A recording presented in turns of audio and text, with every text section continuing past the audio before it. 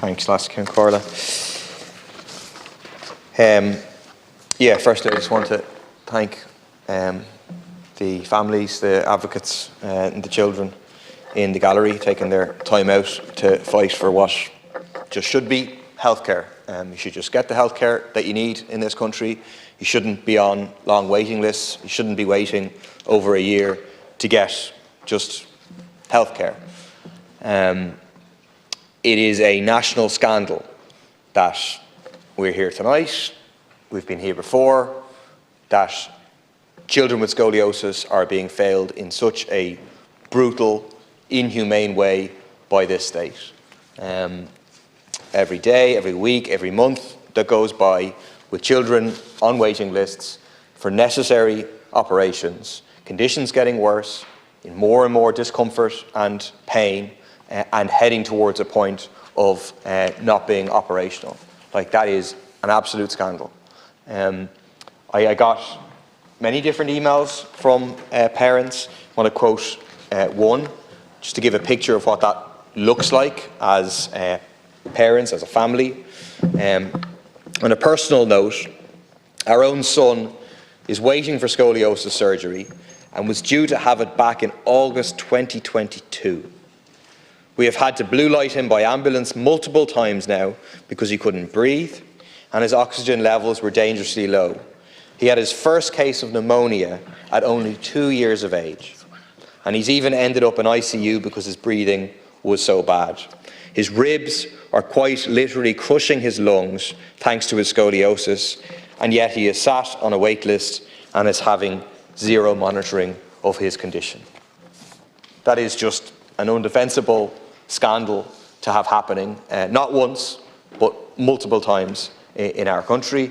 The Minister didn't really attempt to defend it, which is fair enough. I agree it is indefensible. But it is by political choices that we have got to this point. That is undeniable. It is political choices that have resulted in us not providing adequate, necessary care for these children. And different political choices need to be made. They could begin to be made this week in terms of passing the motion from Sinn Féin. Part of that is establishing the task force, is making sure that the advocacy groups, that the parents, that those affected are fully involved, and then investing the resources to actually deal with this, to get through the waiting list and to ensure that they do not build up once again. There obviously is a context to this, which is the revelations a number of months ago, where you had a group of people badly failed by the state, more than 100 children then on waiting lists for over a year, neglected, not listened to, and then you have these really shocking revelations indicating that some of their children had standards of care that were substantially less than what they should be expecting. Where you have high complication rates relating to a particular surgeon, high reinfection rates, and the insertion of unlicensed metal springs. All of that potentially relates to individual behaviour of an individual consultant or an individual surgeon. That's true. But there are institutional issues there.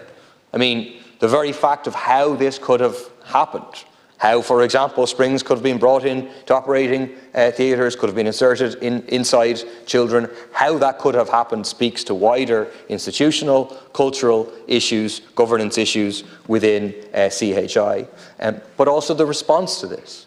So the fact that the advocacy groups did not have confidence in CHI's response in terms of the second external review, which was established, spoke to the deep distrust, understandably, that these families have of CHI. But even, and there's clearly suggestions that there are children waiting longer as a consequence of that surgeon not performing surgeries. If that is the case, that also speaks to an incredible institutional failure, to be so reliant on one individual to do these surgeries. So even if you didn't have these very serious allegations and a suspension of surgery, he could have an accident, he could be sick, many things. You shouldn't have a system based around the fact that only one person can do these very, very complex cases. All of those things need to be addressed and are part of the things which a task force should do. I do have questions over what is happening in terms of the investigation into those springs, for example, into the high complication rates. I wonder whether just very simple things have been done by either HSE or CHI. Have these springs been purchased? Have they been tested in terms of whether they are safe to be in a human body for an extended period of time? What happens if they're in a human body for an extended period of time? I hope that the HSE or CHI or working together are addressing some of those things. I also wanted to raise, I've had a few PQs back and forth with the Minister. A former patient of this surgeon has contacted me with concerns about her treatment. She was an adult in Kappa Hospital and asking about her treatment and whether that would be included in this investigation. The answer from the PQs is no. But if there is a question mark over the standard of surgery provided by one surgeon, why would we assume that that only applies to children in their care? Why would it not involve others? So I do think, even if it obviously isn't being included in this external review, but there are issues there that the Minister needs to return to.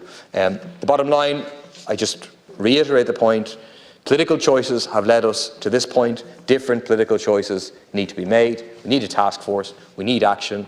None of this needs to be the way it is. Children do not have to be sitting in waiting lists of positions of torture for extended periods of time.